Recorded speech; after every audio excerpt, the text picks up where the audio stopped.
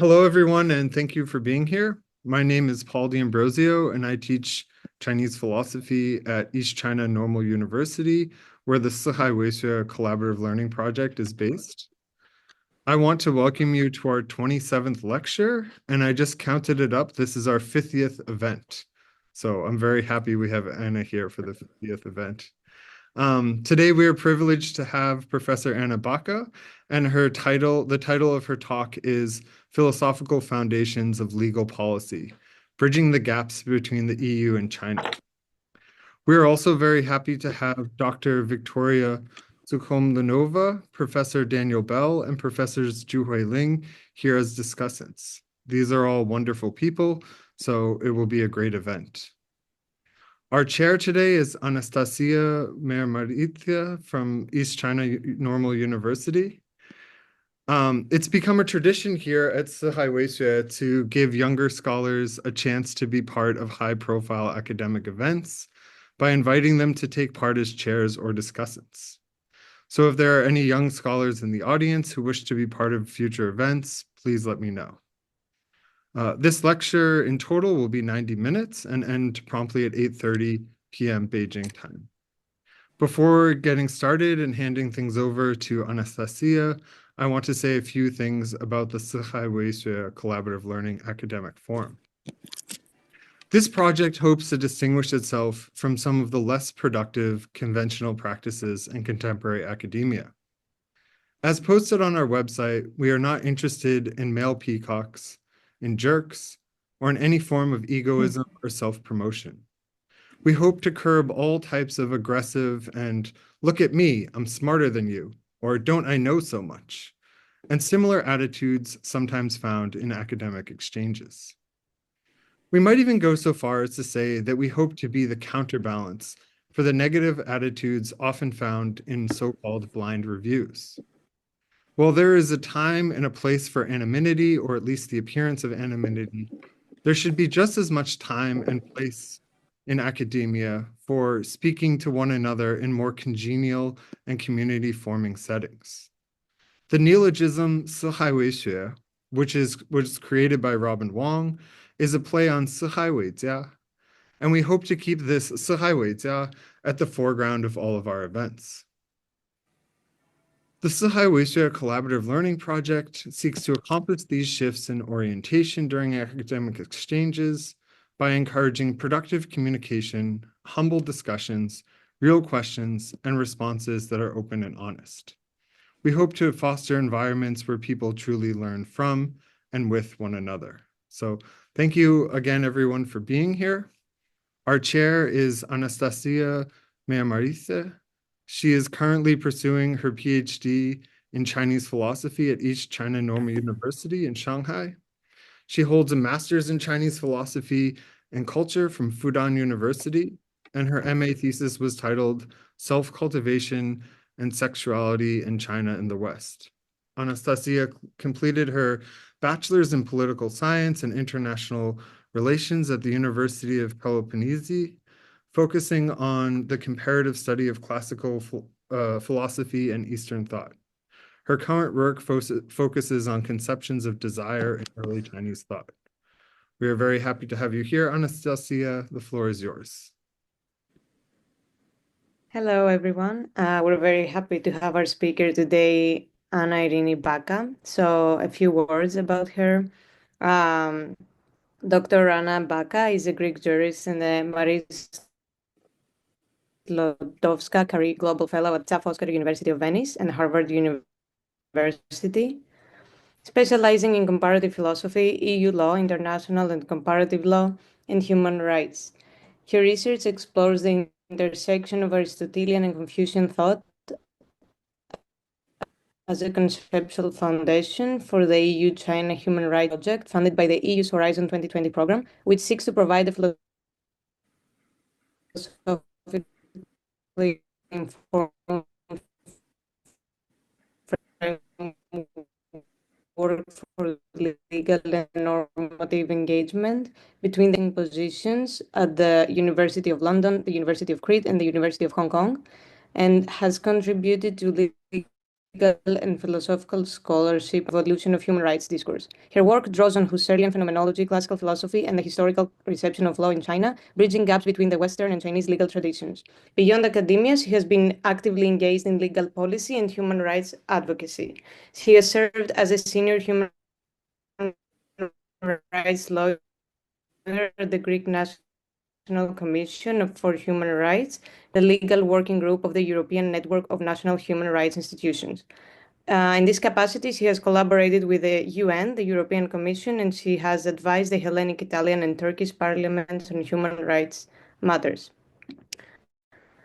So we're ready for your lecture whenever you're ready. Thank you very much, Anastasia, for your introduction. I would like to thank Paul for inviting me to talk today in this great collaborative learning platform. And of course, my commentators, Dr. Victoria Sukhomlinova, Professor Daniel Bell, and Professor Zhu Huiling for accepting to be commentators of my work. I hope you can hear me well without any kind of interruptions due to the internet connection.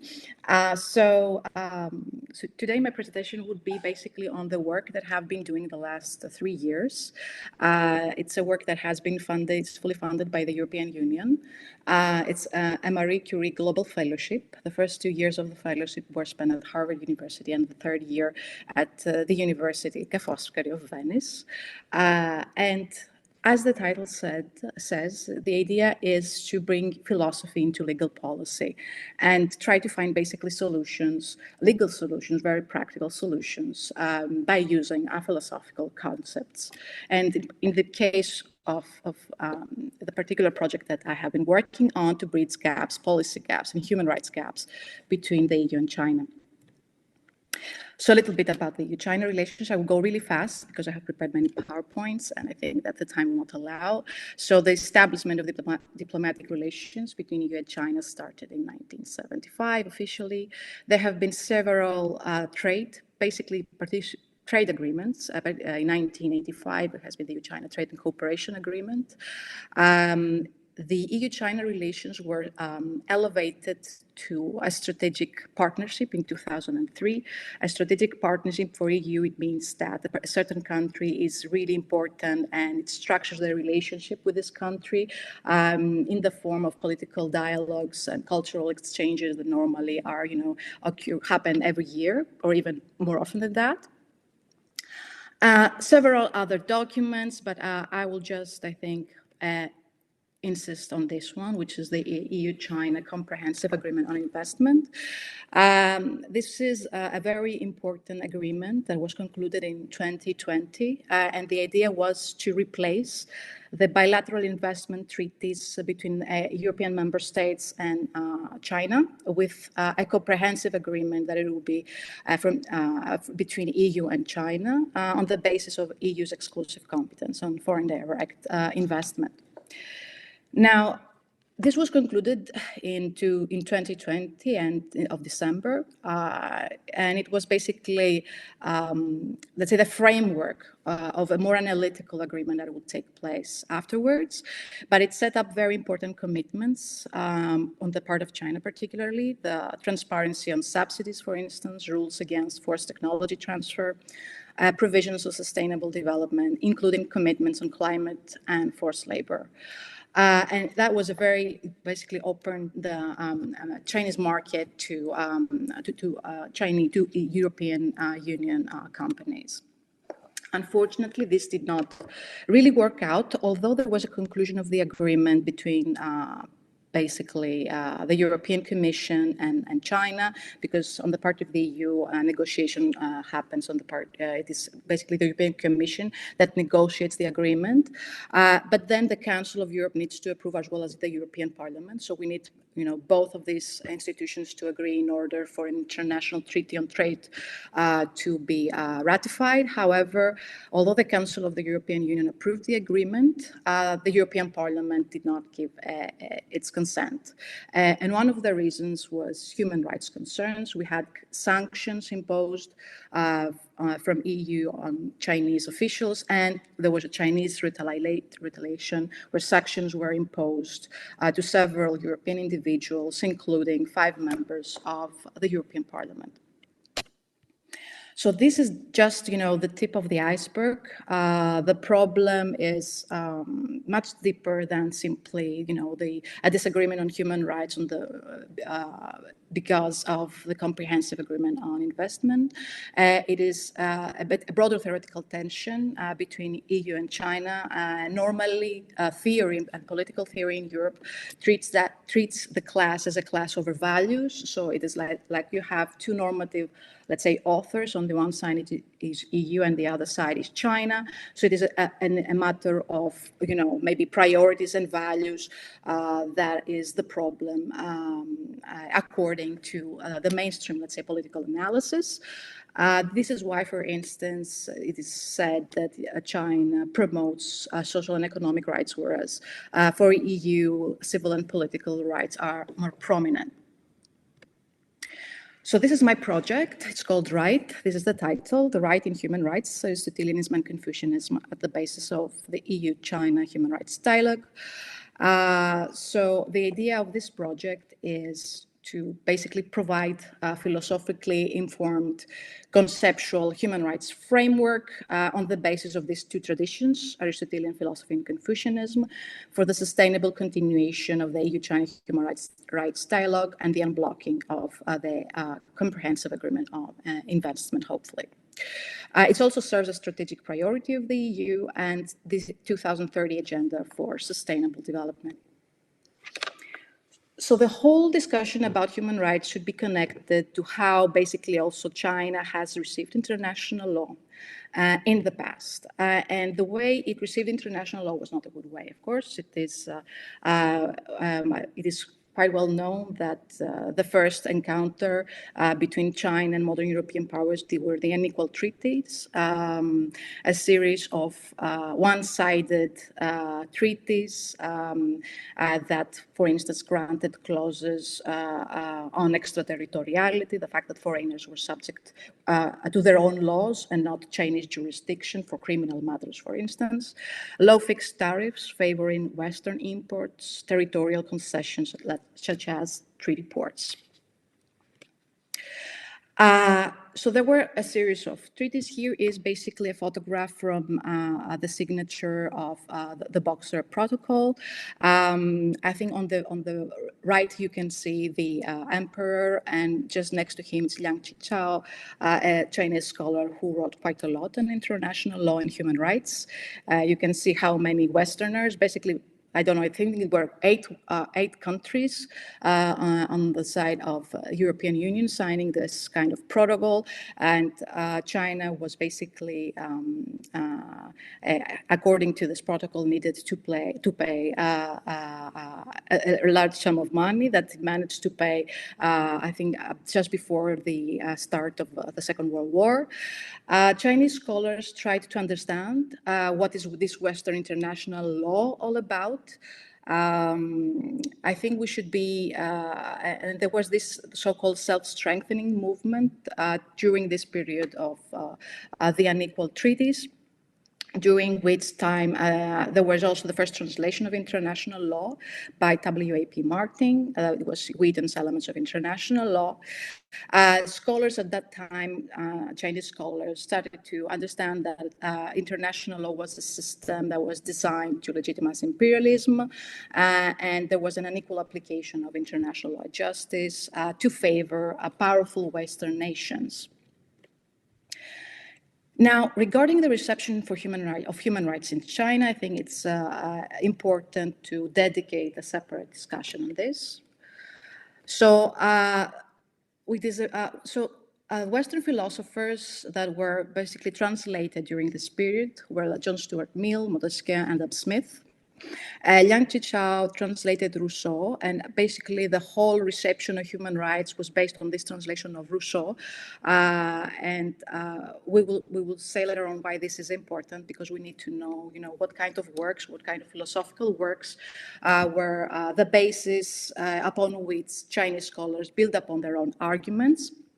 So Rousseau basically was philosophically credited with the concept of natural rights. The French Declaration for the Rights of Man, the American Declaration were already translated. However, during that time, basically in the late Qing dynasty, we had an anachronistic reception of legal and political ideas. So imagine that we had, for instance, the translation of Rousseau and the idea of natural rights at the same time with theoreticians who basically reputed natural rights. So, this was a very confusing, I believe, situation for the Chinese intelligentsia.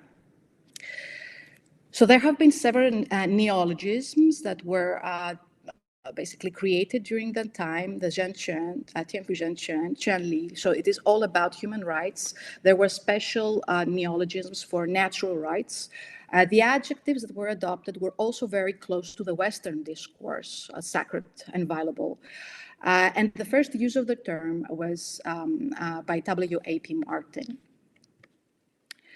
So Marina Svensson has done an exceptional work in looking into the history of this reception, Chinese reception of human rights from the end of the Qing dynasty until more recent years.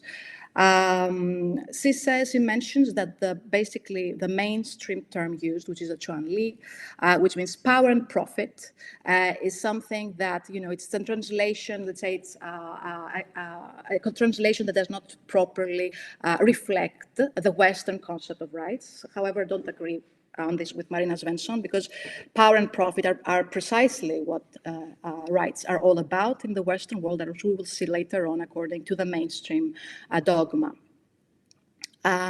So at first, it was considered that this concept of natural rights was against the Confucian tradition.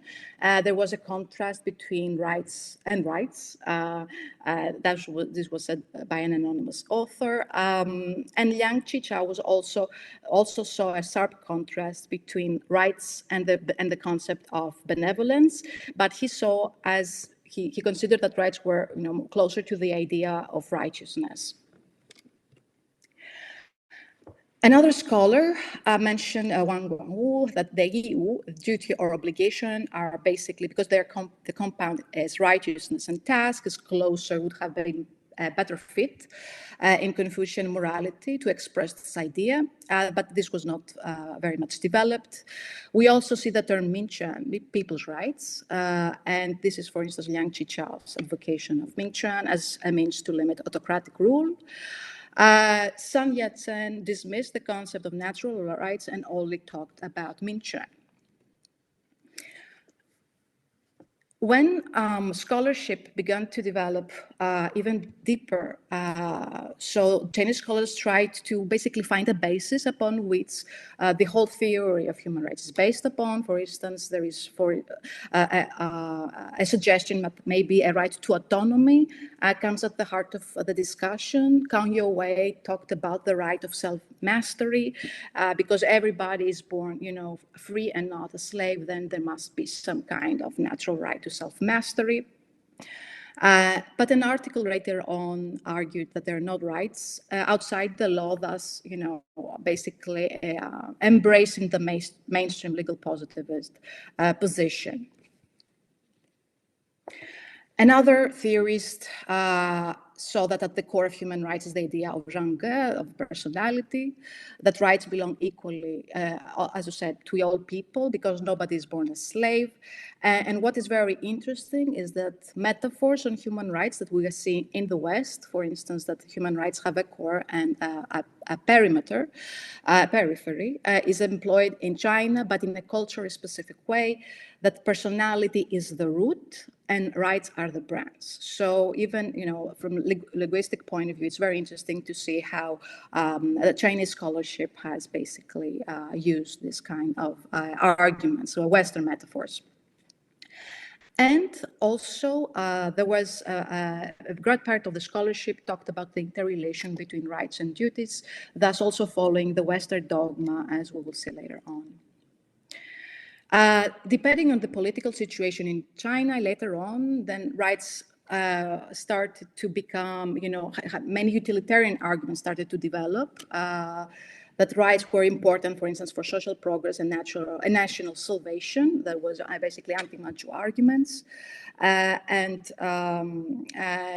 it's very interesting to say that there were no efforts to look into the indigenous roots of the concept. Also, probably for political reasons, after the May 4th movement, there was, this kind of tension with Confucianism and the old tradition. It was argued, for instance, that morality and filial piety are basically slave morality, and Confucian morality is a slave morality, and thus the whole, discussion, human rights were started seen favorably as something, denoting progression and civilization.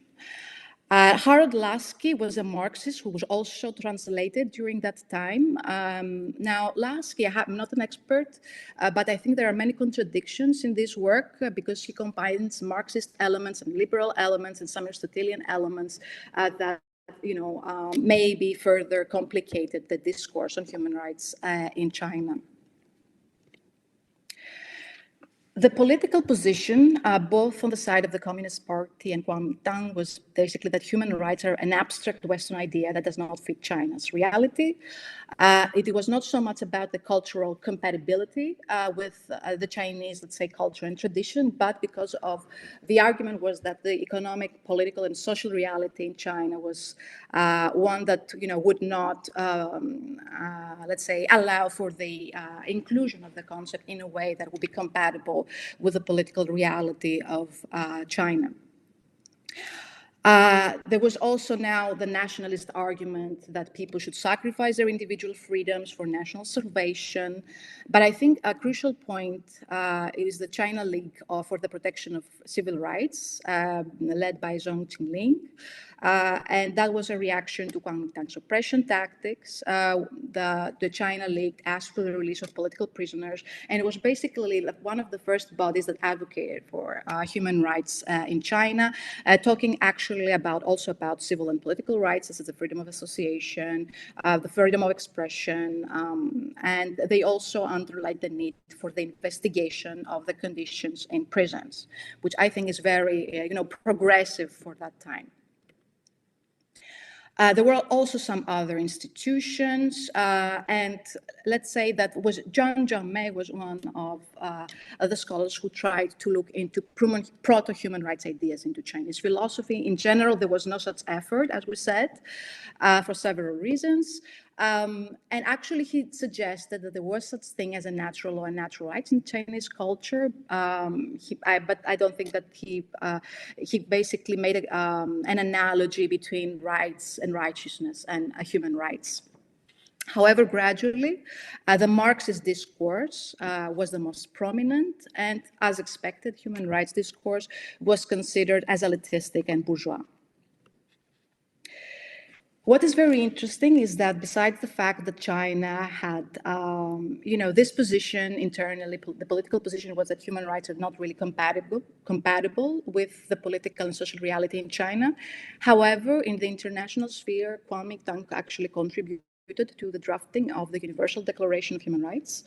And it also supported the compulsory jurisdiction of the International Court of Justice, as opposed to the United States and the Soviet Union. So they wanted, a very strong international institutions. And we can say that, the Universal Declaration actually does not reflect the Western view. There have been actually passages that have been inspired by the Chinese position. For instance, the concept of universal brotherhood, and even the whole, I think, Article 1, what you can see as underlined here, is because of P.C. Chang's basically suggestion of the inclusion of benevolence to complement the reference to reason. But UK basically suggested a change in wording. So instead of benevolence, it is conscience. And he said that the aim of PC Chang during the time said that the aim of the UN was not to ensure that was not to ensure the selfish gains of the individual, and this is very Confucian, of course, but to try to increase man's moral stature. So it was a consciousness of duties that enabled man to reach a higher moral standard, and this was reflected in Article 1. So we can see also the reference to conscience and the spirit of brotherhood in Article 1.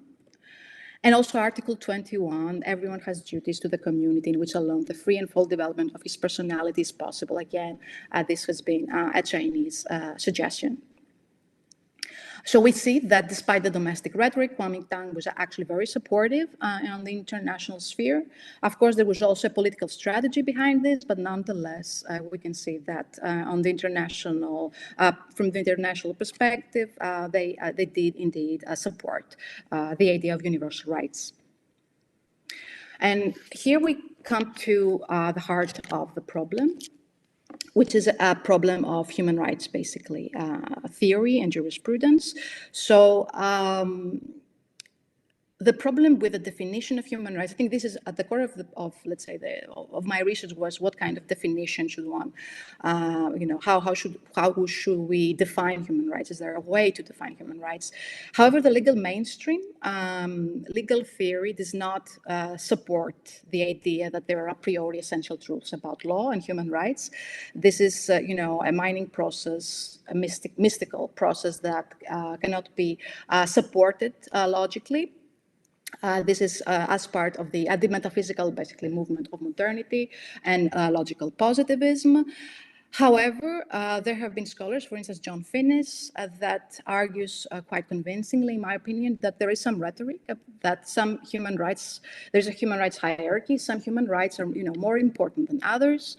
And this cannot be explained on the basis of this legal mainstream position. So this is the solar system metaphor. So when we deal with human rights in legal theory, but also in jurisprudence and adjudication, we see very often that scholars as well as judges use the solar system metaphor. They say that human rights do have a core and do have a periphery. What is going on with the solar system metaphor? So there is another paradox with human rights. So for some reason, human rights become really actionable and relevant when we're deprived of them. This is a negative understanding that leads us to the second, basically, metaphor. It is the possession paradox, the possession metaphor, the property metaphor. So according to the mainstream, having a right is of the most value when one does not have the right, when one is denied direct or objective enjoyment of that right. And there is an example was given by Michel Villet in the case of Aristotelian philosophy. So this is the property metaphor, the second metaphor that we use in human rights. We very often use verbs: have, hold rights, own rights, possess, claim, assert, retain, acquire, transfer, and so on. So they all denote the so-called, it's a property metaphor that is employed. Together with the geometrical solar system metaphor, it seems that legal rights are conceptualized in a geometrical fashion, having a core and a periphery, with a solar system with an orbit. Inside of them, there are claims, legal advantages, liberties, and outside of them, an indefinite matrix of duties, disabilities, and liabilities. So this is the dominant paradigm. Austin referred to human rights as residing with persons. The bearer of the right is the owner of the right, with complete dominion and control within the scope of the right. Actually, we can see this conceptualization going back to the property imaginary can be traced back to Roman law, where the concepts of dominium and use, that is, what is right, were used interchangeably in the later empire. And the property analogy can be seen, was appropriated by Hugo Grotius in his Mare Liberum, who considered an analogical application of dominium also in natural rights. And this also explains the right-duty symmetry. So there is a correlativity according to the mainstream doctrine between rights and duties. The concept of claimability is also very relevant, that legal rights are conceptualized as atomic spheres of claims against others. So legal rights to exist, they must be claimed, demanded, and affirmed and insisted upon. And this is basically all analyzed and based on Wesley Hochfeld's classic theory of legal rights that sees basically he analyzes the right-duty symmetry in a more sophisticated manner. So here is his scheme. So he sees rights as rights sensu stricto, which are claim rights, privileges, powers, and immunities. And there is, of course, on the other side, what is a duty for the other, what is something that no right for another, a liability or disability. So we have this kind of opposites and correlatives in the mainstream theory. And we return to the problem of definition. So can we really define human rights in this, the negative kind of fashion? According to Jean d'Aspremont, there is, they could not have a mining activity towards the extraction of pre-existing meaning. In legal theory, this means that, there would be struggles of persuasion among legal scholars, between EU and China. It's about who has the interpretative authority, who owns the discourse. So there are several problems with this approach. One of these problems is that because we use a lot of metaphors when we describe human rights, this creates problems of rationality. So according to the rules, let's say, of syllogistic logic, use of logic, according to logicians, the use of metaphorical language is considered to be a logical error because metaphors never define directly what we want to define. Basically, they embellish speech, they try to color, what we want to express, but they never reach the point of definition. So this is a major problem in human rights discourse. And this is the position of my project, that human rights are basically, of course, this is not new. Human rights it's a new concept. It came into everyday use after World War II. So human rights, according to the project, are actually a later modern expression of justice, because in pre-modernity, there was not such concept. Noam Chomsky, I will not click on the link. I will just say what he said. He basically revolutionized linguistics. And what he said is that the purpose of language is not primarily to be a means of communication, which is the mainstream linguistic, let's say, view, but primarily language wants to basically is used to express concepts. It's a means of concept, basically, articulation. Paul Ricoeur provides a way to pierce language. So we start with the human rights as, let's say, a wording, and we try to pierce into this wording and see what human rights are all about.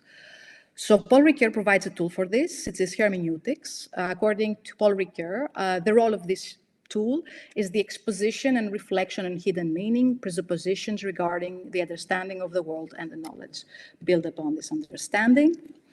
A text, and the text is considered in the broadest possible sense, so it could be something that has been, articulated either in writing or orally. It can be detached from the initial intention of the author and then decontextualized and recontextualized in other ways and forms. This he describes as a form of bricolage. And there is, however, a certain structure that saves, let's say, the initial event. There is a surplus of meaning in what we say. However, there is already a message that has been already transmitted. According to Ricoeur, language has a double direction, an ideal. We say something, we say, for instance, human rights, but we say there is also a real direction. We say about something, and this something is not something abstract, but a state of affairs, a material state of affairs. So how can we compare the narratives between EU and China on human rights, which is basically, let's say the first aim of this project. So I decided to rephrase the question: how to make a connection? Why would we necessarily, assume a complete philosophical and cultural compatibility between EU and China, the history, and all the different, conceptualization of legal concepts such as human rights? Why not focusing on points where the two philosophical systems, the two cultural systems intersect and open up spaces for dialogue? The approach that I have followed is a pragmatic one. This means that China has already reacted to the Western human rights narrative, whether we want it or not.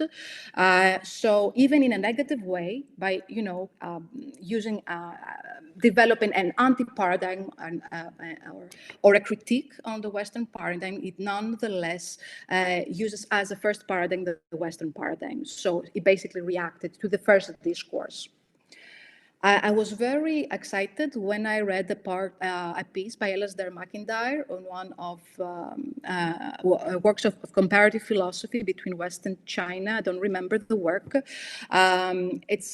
He basically argued that at the end, human rights discourse has evolved in response to a specific historical, situation, social historical conditions, and that is particularly modernity and the rise of the modern bureaucratic state.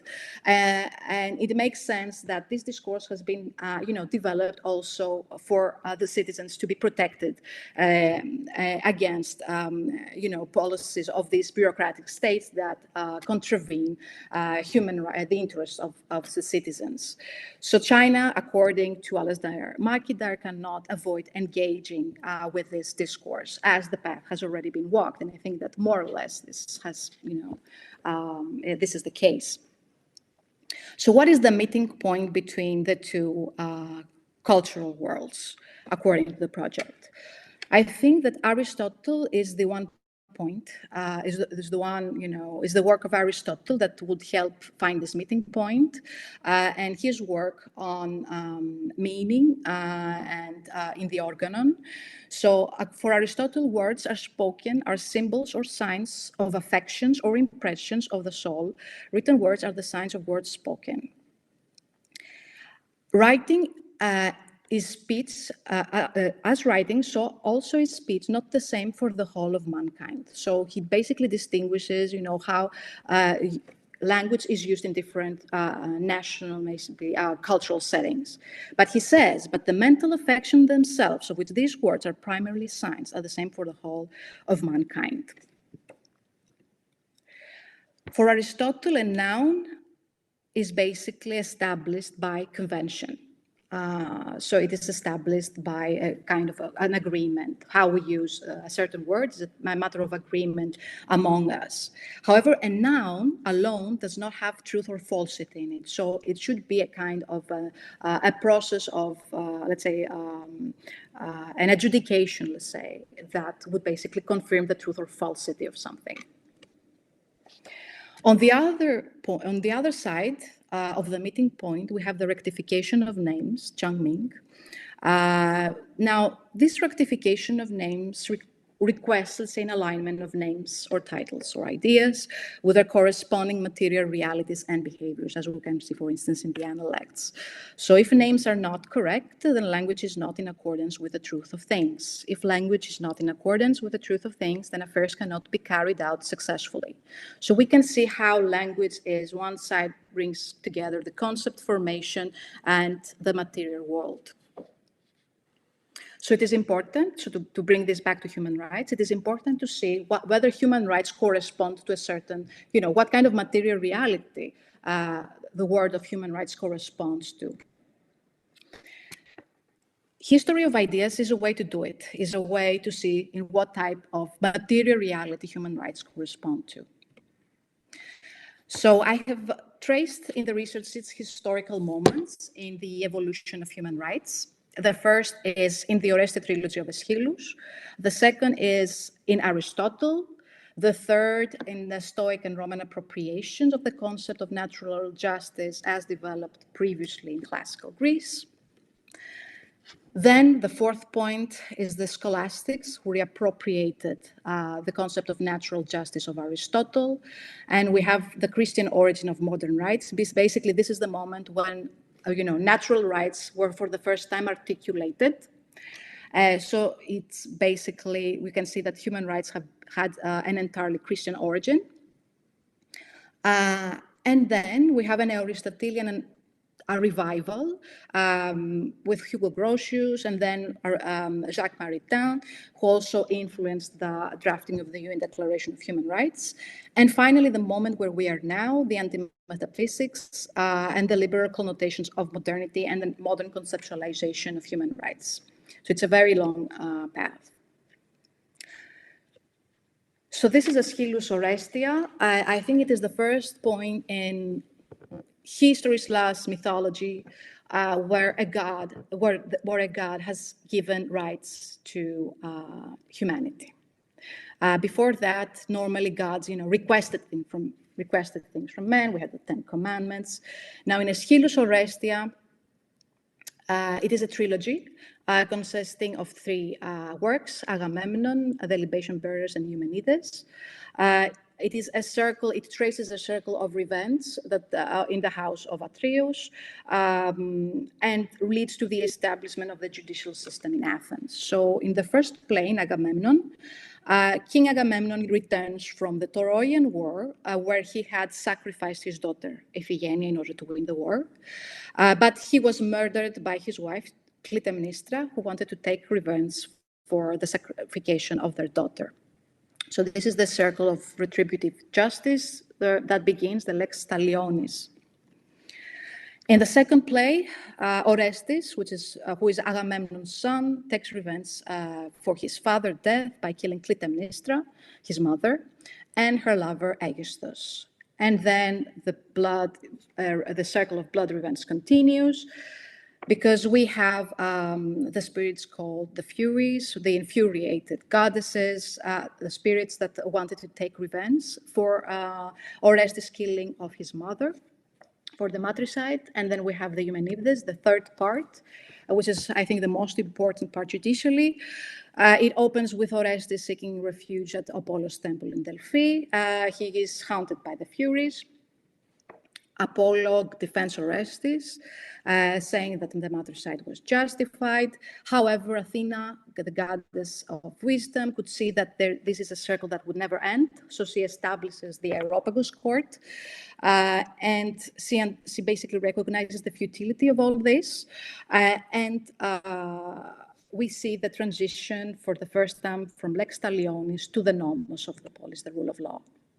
So we have the trial. We have jurors, which are Athenians, who are Athenian citizens, are brought together to basically decide upon the case.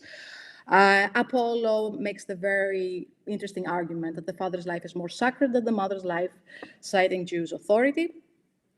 But the Furies are not convinced and they want revenge. So the jurors decide. And it is very interesting because the jurors' votes are evenly split. And Athena, for the first time, because she is presiding, she casts the deciding vote in favor of Orestes, prioritizing civic order. Then Athena pacifies the Furies by offering them a new role as the kindly ones, Eumenides, to protect the city's well-being. So what is the first right? This is the first right, the first God-given rights. It is the presumption of innocence in legal proceedings, the in dubio pro reo, the benefit of doubt. It is the first conceptualization of right, although it is not, of course, articulated as right. But however, we can see that it is basically a procedural right that was granted to the person, to Orestes. However, in classical ambiguity, you will never see the articulation of the concept of rights or human rights. There's not such thing. The closest we can get is the idea of justice. And it is developed, the key idea in classical ambiguity actually was the idea of duty and not the idea of right. And this also was developed in the politics of Aristotle, because the best city is the one that guarantees the political circumstances for the flourishing of the individual, which is a very, Aristotelian thought. Actually, there was this sole reference to the word right in the modern, wording. So as δικαίωμα in Greek, you can see in the Nicomachean Ethics of Aristotle, there is only one reference. And Aristotle says that right is basically, δικαίωμα is the keopragma, which means act upon what is just. So we can see that according to Aristotle, δικαίωμα, so right, is something that is very closely related to a decision, an action about what is considered to be just. This is actually part of the broader philosophy of Aristotle, who argues that the polis comes before actually the individual. So what the polis does, what the city-state does, is that it provides the best possible circumstances for the citizens to actualize their potential and thrive and flourish. Justice for Aristotle is not just something theoretical, but it requires practical reason and the application of equity, apikeia. So it is the understanding of how this wisdom and the wisdom of what should be done here and now, and how something should be corrected here and now, or disseminated here and now properly. So again, for Aristotle, the duty precedes the idea of right. So δικαίωμα or δικαιοπράγημα, that is, the right in the first use of the term in Aristotelian Nicomachean Ethics, means to reactively demand the correction and the fair distribution of something. So it appears reactively to something unjust. We have the Roman appropriation in the jus gentium of this kind of idea of natural justice. So jus gentium was contrasted to jus civile. It was like in Aristotle, we don't have, use of moral terminology in classical antiquity. We have the use of the wording natural reason. And this is until even the years of Thomas Aquinas. So it is natural reason, the argument, not some kind of abstract morality. So jus gentium. So Roman lawyers devised jus gentium as a system of equity applying to cases between foreigners and Roman citizens, so form of equality. So when there was, a kind of a situation of a contract between Romans and non-Romans, it was jus gentium that would be applied. So they wanted basically to solve very practical problems. Then we have the scholastics, and this is the most crucial moment.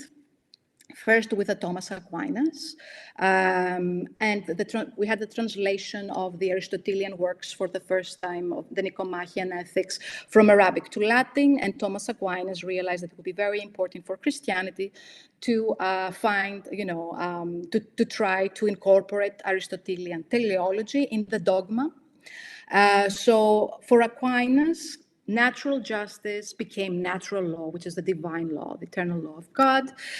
But he kept insisting on the idea of duty. He did not articulate natural rights, but he emphasized duties and obligations derived from natural law.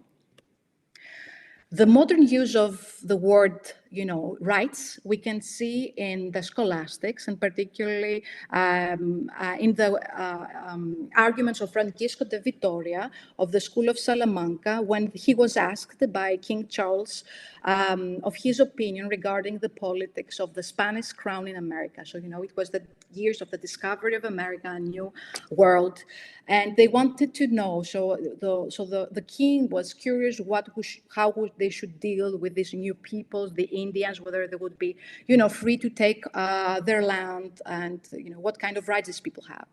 So Francisco de Vitoria argued that although Indians were intellectually inferior to Europeans, they were, however, free and rational people. See, again, it's the argument of reason, and possessed natural rights. So here we have the first use of the term in the closest, let's say, modern use of the term, such as the right of property, and therefore the papacy did not have the authority to simply appropriate Indian lands. So this is the crucial historical moment, and essentially, basically, scholastic development, where we had the transformation of jus gentium to the international idea of human rights, first in the form of collective rights. This is different from jus gentium because in the Roman law, we also had concepts, of occupation and terra nullius, which seemed that it was acceptable and indeed a natural principle for the conqueror to appropriate the land of the enemy. So, it was indeed a significant change. So the genesis of rights is basically a scholastic and Christian development. And now reach the modern times. This is work done very analytically by Leo Strauss. So we have the modern concept of human rights that is based on Thomas Hobbes' conception of the state of nature, which is the premise homo homini lupus, which means in Latin that a man is a wolf to another man. So the state of nature is a state of violence, fear, and death, and thus we need the social contract. So for the first time in natural law, the fundamental, let's say, fact is no longer the duty towards the city because the city no longer exists, but it is the idea of right, the right of self-preservation. And this is a right, of course, against others. The individual comes prior to society, and because everyone is the best judge of what means are conducive to his self-preservation. This is also reflected now in public law, precisely because there is no trust in society. Laws must safeguard the individual interests of men. So now we come to realize why the concept of human rights, the concept of rights, is based. When we analyze it in the mainstream, we reach the conclusion that it should be interests of people at the very end of the tunnel. However, these were, let's say, ideological/historical conditions that led to actually this conclusion. So public law nowadays does not involve practical reason. This is actually an argument by Leo Strauss, but only theoretical reasoning. So it is not just about, as Aristotle argued, it would be important to concretize justice by deciding what is just here and now, but it's only about theoretical reasoning, discussing about what is just in general, what human rights, encapsulates regardless of place and time. And this is doctrinalism. And moreover, it is not important to talk about, the formation of character in a modern society, but to devise the right kind of institution. So we can see that there has been a certain lowering of standards. And I will mention Jean-Jacques Rousseau because this is the person that was translated in Chinese. Actually, it's very interesting because I found somewhere an argument that Rousseau was inspired by Mencius. And you will understand why, because he actually dealt with the problem of the state of nature, but he dealt with from a very different standpoint than Hobbes and also Locke. So what he said is that by nature, man is a social, but he's good and compassionate. So then in the natural state of man is a good state. He's like, he's in most, a good and compassionate state. Whereas when he enters society, he becomes corrupted. So that is why he thinks that, the radical independence that one can see in the pre-social state of nature is what all people should try to achieve. However, he belongs actually to this kind of tide of modernity because he concludes, like Hobbes, that society is a necessary evil because indeed the individual, because society guarantees the fact that he will survive. And his self-preservation. And if there is therefore a clash between self-preservation and freedom, it is self-preservation that takes precedence. So Rousseau also belongs to this kind of modern movement because of this. So it now becomes clear why human rights are considered in a negative rather than positive manner. That rights are concepts, are ideas that help protect us against fellow citizens and the power of the state. A few words of why the lawyers of the European colonial powers did not help, because they were basically some lawyers who were hired by the kings to basically concord, to construe principles and theories that would, allow them to claim the newly discovered lands. One of these people was Émeric de Vattel from Switzerland. He wrote The Law of Nations, where he tried to, of course, because he could not just simply disregard all the work of the scholastics, which was the law of that time, but he made a compromise in his work, and he brought in also pragmatic, let's say, elements of colonialism, and that is why international law and human rights have all this. It's one of the reasons why human rights and international law have many contradictions in theory. So the Hobbesian state of nature has survived in modern human rights theory. That is why we insist on the primacy of the idea of right rather than duty, and the idea that human rights are meant to restrict men and states from causing harm. So we have seen a decontextualization of the theological, to go back to Paul Ricoeur, a decontextualization of the theological, basically, origin of rights, and a cosmic recontextualization in the modern state narrative, then a decontextualization of the modern state narrative to the recontextualization to the Chinese cultural context. And this is not as simple, just I'm presenting it in a very simple way, because there are also other narratives in it. So we have the Confucian narrative, we have the Marxist narrative that make things even more complicated. However, neither the Western side or the Chinese side, are really aware of this historical evolution. The Chinese side, rightly so, because there have been so multiple prior text adaptation and translation that made the situation very confusing. So this reaches the point of what my project suggests, is that we cannot reverse the time of modernity. We have to work with what we have, and that is national sovereignty and state structures. However, it is impossible to achieve a certain emancipation of meaning by returning to the primacy of practical reason and the primacy of adjudication in human rights jurisprudence. So for Aristotle, just is, it's essentially a decision of what is just. So this is he actually says also in his own interpretation, so justice is concretized in adjudication because this is when a sentence acquires concrete meaning, when it affirms or denies a state of affairs.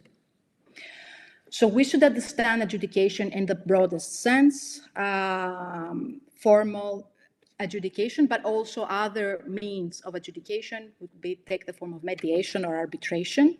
So what is important is to have access to an independent judge, court, who can evaluate the particulars of a case and decide upon grievances. This is actually, yes? Sorry. Yeah. Just a reminder that you have like a yes, couple I'm concluding in 2 minutes. Yeah. Thank you so much. Yes, so we in the Chinese, let's say, legal history, this is something that it's not, Chinese legal history does have this element of mediation and as an element that is inside the civil law culture. It was always very often preferred from the ancient times as a way to mediate and facilitate discussions at the social level to resolve disputes on, for instance, family law.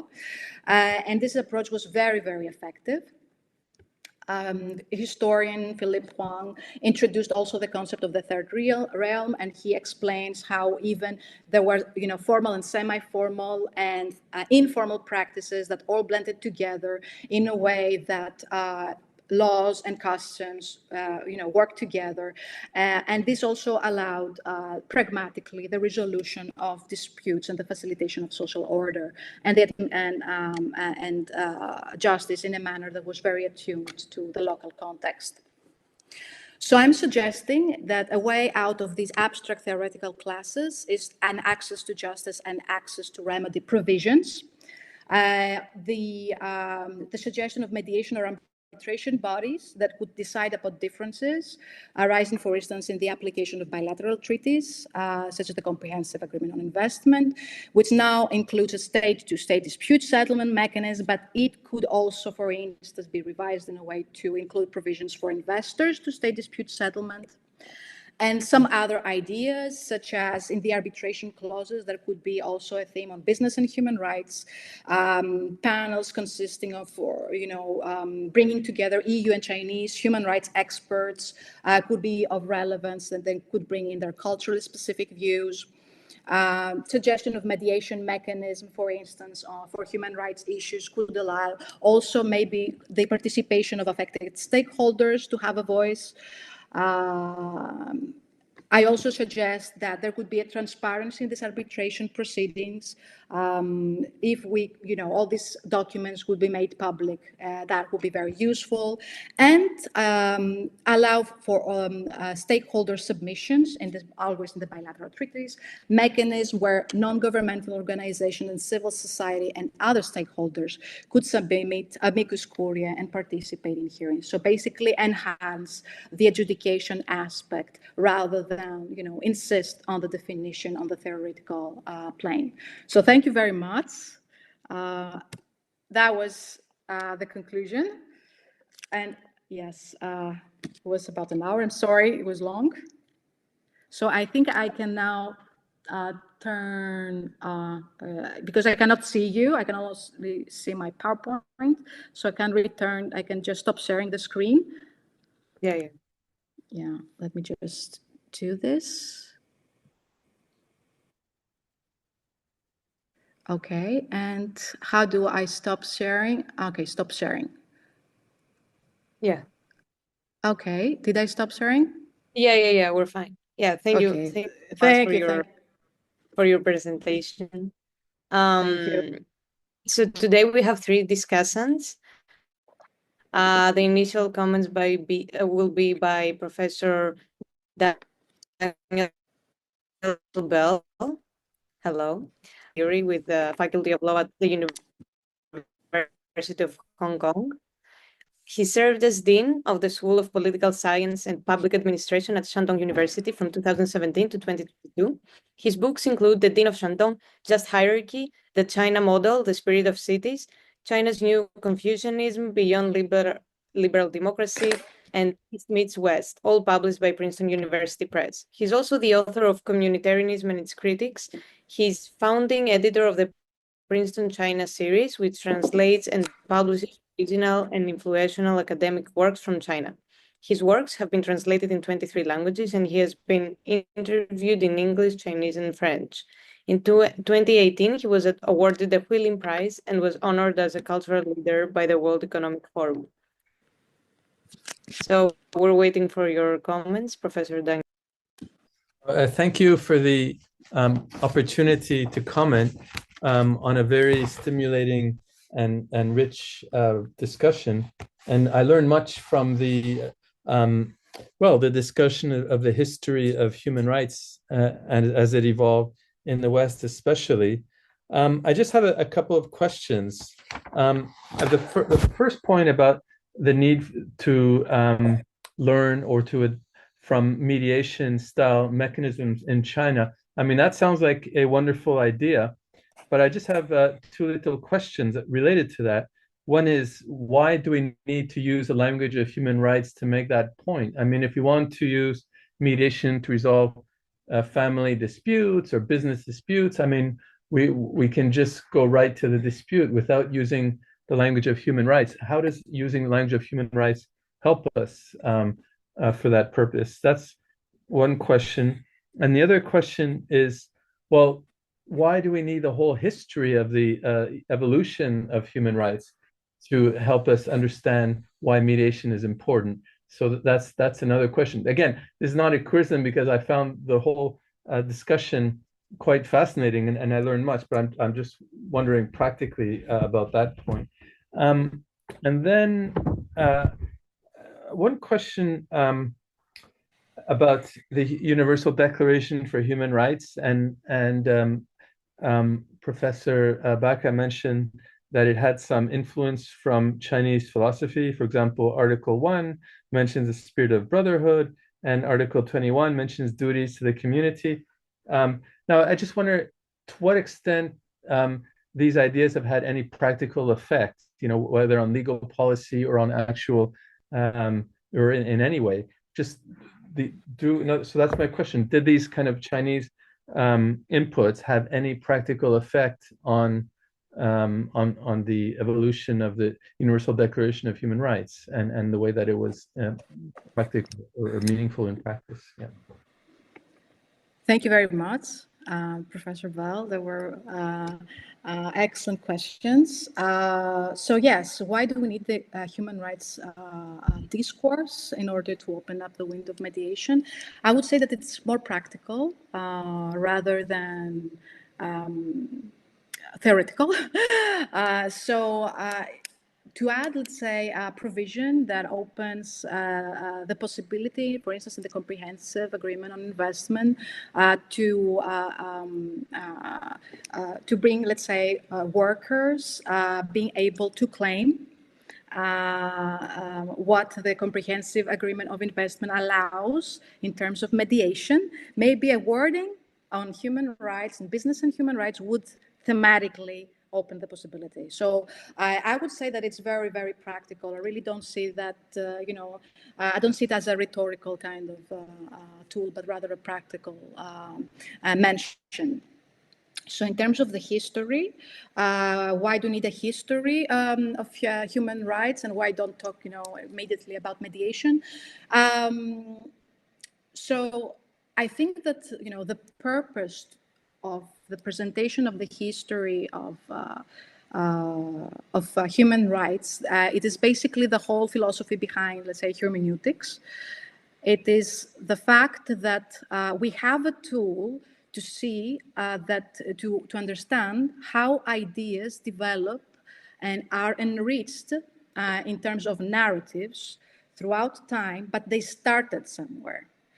And if we just, keep looking, we read something, and this might help actually deal with cases of disagreement.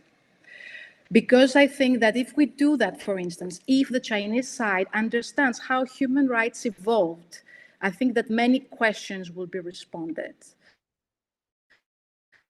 It's for me, it is not, again, it's not just theoretical. It also practically provides a response to the imperial characteristics, let's say, of legal concepts of international law. Not everything was imperial. Actually, the fact that Aristotelian pre-modernity was very close to the classical world in China in terms of, of the idea of duty being very important. I think it is a way, to emancipate meaning and bring together theoretically different worldviews. But for us, it's also, useful for lawyers because, for many, it's very often that we are not really aware of what we're talking about. We talk about human rights as rhetorical instruments, but they're not, and then we talk about values, they're still very abstract. So I think that the history of ideas and hermeneutics achieve this, that they turn we can clarify what we're talking about and see what kind of relations things like that are regulating, how they regulate them.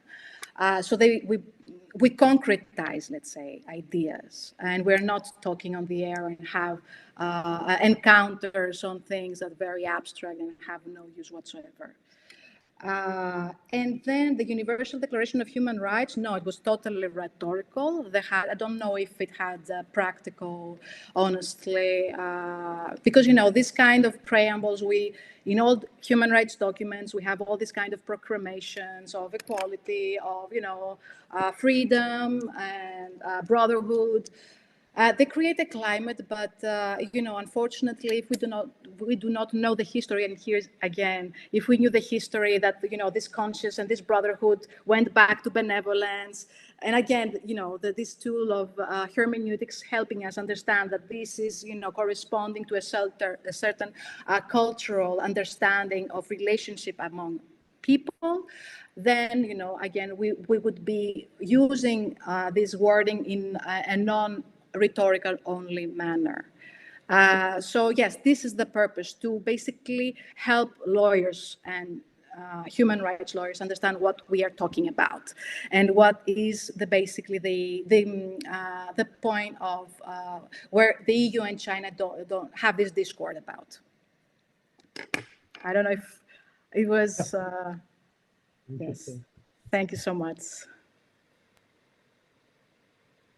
Great. So we have the second discussant for today is Dr. Victoria Sukhomlinova. Victoria holds a PhD in philosophy and specializes in Chinese and comparative philosophy, as well as the Chinese history of cultural thought. Her dissertation was titled Remastering the Notion of Culture in Contemporary Confucianism. Her work engages with the evolving concept of cultural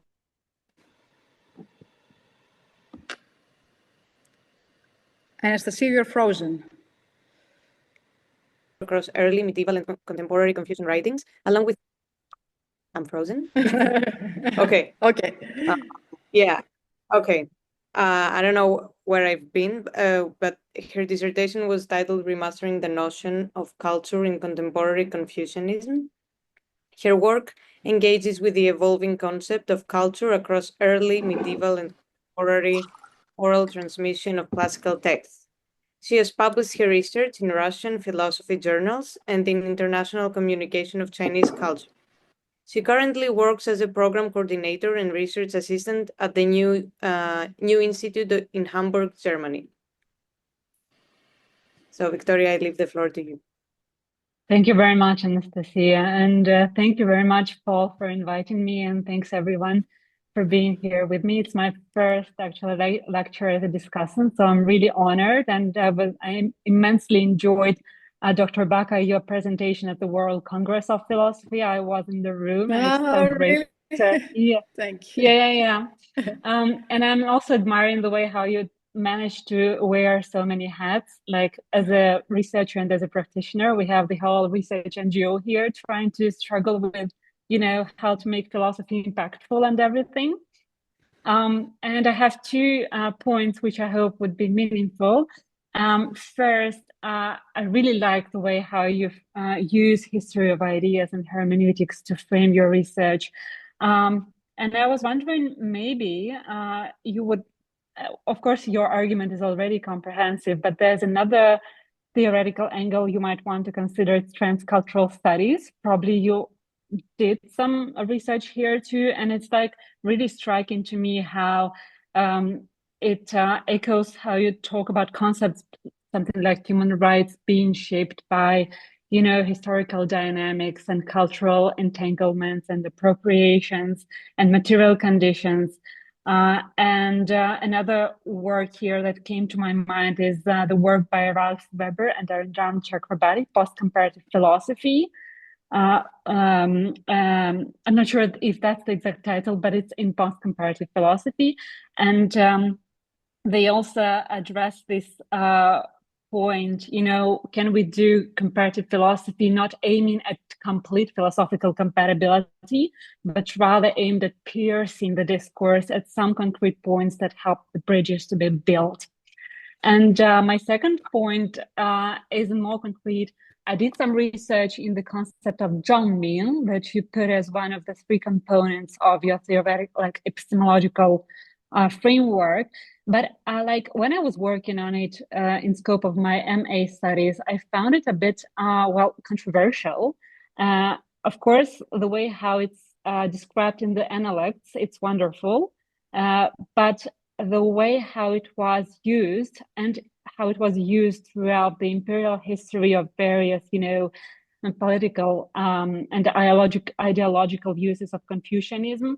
For instance, Zhuxi, quite in the spirit of Zhengming, like disattached some meanings from their original languages and words in ways that contradict common sense sometimes. Like we have chapter 2 in Lunyu and passage 16, where there is this phrase "gonghu yiduan sihaye," which is basically translated as "it's bad to attack alternative opinions." And like in Zhuxi's comments, to attack meant to study. Like he said, well, actually, when we are studying something, we are attacking the object of our studies. And that was such a twist. And that basically served the ideology of that time. So my question is very simple. Are you considering to sort of maybe clarify that you're using Zhengming just in the context of Lunyu, without regard to what happened to it afterwards? Thank you very much. Thank you very much. There were really brilliant points. Regarding Max Weber, I was not actually familiar with this kind of argument that he made on transcultural studies. Thank you very much. I will look into it. I have used the work of Max Weber in other work that I have done, but haven't seen sorry, Anna. It's like Ralph Weber. Weber. Okay, not Max Weber. Okay, so I was like surprised. No.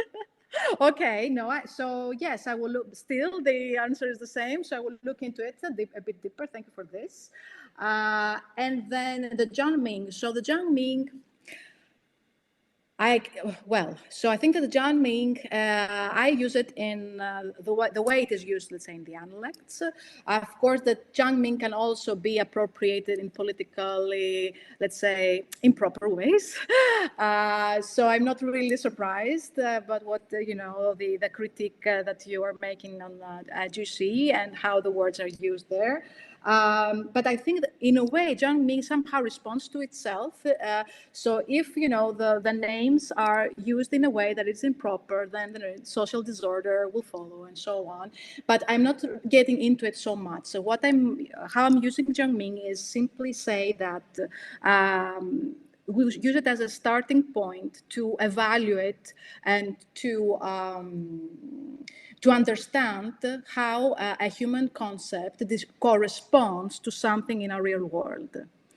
So it makes a connection, and that is actually quite fascinating, I think, and quite, revolutionary to have back for such a, in a classical period, this kind of idea that, ideas are connected to our material world.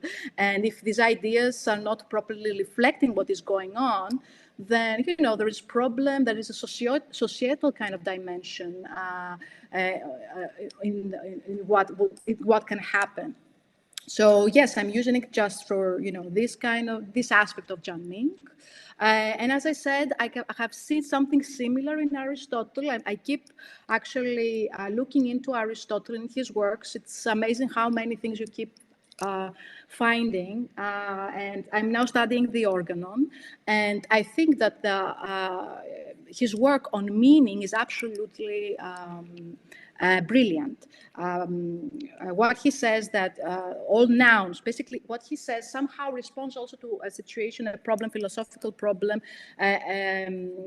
of the use of verbs in classical China, and how the nouns, this kind of talk about ontology and nouns is not taking place so much in China, whereas we have the verbs. So actually Aristotle makes a distinction and says that nouns are the social convention, whereas the nouns don't have a standing and a foot on time. Verbs do that. So they're given a kind of, let's say, they have an empirical, a kind of, on the ground aspect that the nouns do not have. So the Zhengming is important for the nouns and concepts such as human rights. So whereas the time when we have the verb, when we have a situation of action, situation of decision, then we have an evaluation of the on-the-ground situation in a way that would not allow for many, let's say, theoretical problems. Whereas if we apply only theoretical reason and we talk only about nouns, we sometimes don't realize that nouns are the product of a social convention. So a way out is this hermeneutics connection with this Aristotelian concept, work on meaning, and the John Ming as, let's say, an intercultural kind of point where these two viewpoints come together and say, just revise what these nouns are about and see that there is a connection with what is happening materially in the world. So yes, I don't know if maybe, I don't know if I responded to you on how I use John Ming. Thank you. Thank you so much. Thank you very much for your questions and the answers. So our third and last discussant for today is Professor Zhu Huiling. Zhu Huiling holds a PhD from Tsinghua University. Now she's a professor at Capital Normal University in Beijing. She was a coordinate researcher at Harvard Yanqing Institute last year. She has been studying and teaching political philosophy and ethics for many years. She also translated many books on political philosophy into Chinese, such as Justice, What's the Right Thing to Do, The Conservative Mind, Moral Dimensions Encountering China, etc. So, Professor Zhu Huiling, we were waiting for your questions or comments. Hi, thank you, Anastasia. Thanks, Paul, for inviting me here. It's great to see you guys again. It's been almost 1 year since last March we met in Shanghai. And thank Professor Baka's lecture is thought-provoking. And I agree with your argument that there shouldn't be no abstract there shouldn't be abstract human rights, and it sounds to me like it's close to the communitarian claim that we should define rights according to the values to the values of the communities. But I also have some concern in the practice. I will take one specific example I confronted in China. And I feel that it was offensive. Like there is kind of abdication or law based on the principle that the rights should be according to local reality. Like in an accident, people will get different price or different compensation due to their different identities, which means that if in an accident, people from Beijing or Shanghai will get more money, will get more compensation, and people from other cities, It also means that people from cities will get more compensation than people from local areas, which sounds offensive to me. And so at this point, what should we do in this kind of practical education? Do you think there is, at this point, there should be some universal law or abstract human rights so that people will not be defined according to their identities, like who lives in the city will get more money. That's humiliating to people who lives in the rural areas. Thank you. Thank you very much. So this is thank you very much for this question, very exciting one. So I wonder if in this kind of different kind of compensation among people who live, in the city centers and in villages, whether there is a law providing for this. Is it a kind of a guidance to the judges, kind of, administrative document? So how, or is it just the practice of judges, the one that, provides the compensation? But in either case, I don't think that a universal law would be able to, unfortunately, resolve this. I have I kind of have some thoughts for this, but this has a lot to do also with my Aristotelian background. The fact that Aristotle makes this distinction between corrective justice and distributive justice. This is a very major, let's say, distinction that he makes. He says that corrective justice is natural justice. So it is a justice that there's a natural duty to correct the wrong that you have done to another. Whereas distributive justice is not natural justice. It is up to, let's say, a government to decide what is considered a merit and what are the criteria for the allocation of resources. So in the example that you provided, because we have to do with, let's say, corrective justice, the government is obliged to provide measures for the corrective justice to be applied to all of its people without distinction. Because if it does not do that, then it is, a kind of a breach of a natural duty. So that would be my approach to it. These are, also somehow in the human rights discourse, because as we said, this is all starting as a discussion of justice, and pre-modernity there's no concept of rights, so it is difficult to bring it back to that kind of level of pre-modernity historically and conceptually. However, elements of corrective justice and distributive justice are also evident in the human rights discourse. So, the discussion about sometimes social economic rights somehow correspond to what we would describe as distributive justice maybe back then. Or, civil and political rights normally are rights that, are closer to what we would call as corrective justice.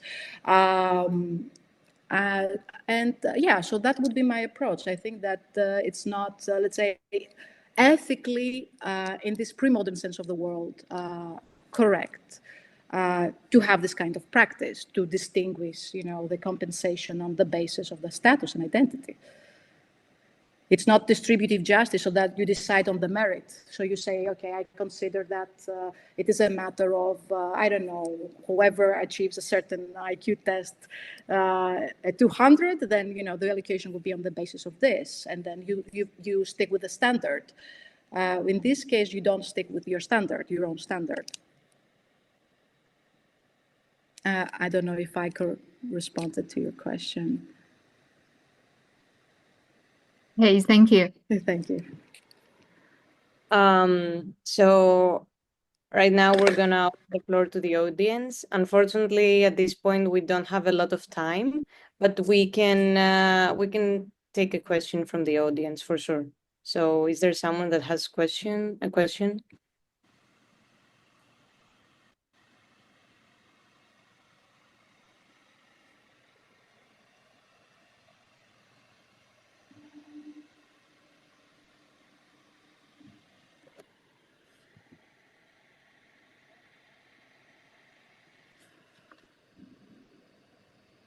If not, we can also end here. Professor Paul, I don't know, you take over from here. Okay, yeah. Thanks. Yeah, maybe if any of the discussants have another question, we just have a couple minutes, or otherwise we can also just end here. That's also fine.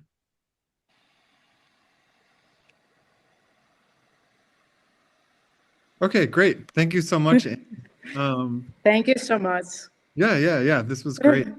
Thank you for organizing this, and everybody for their comments. That were really, really useful.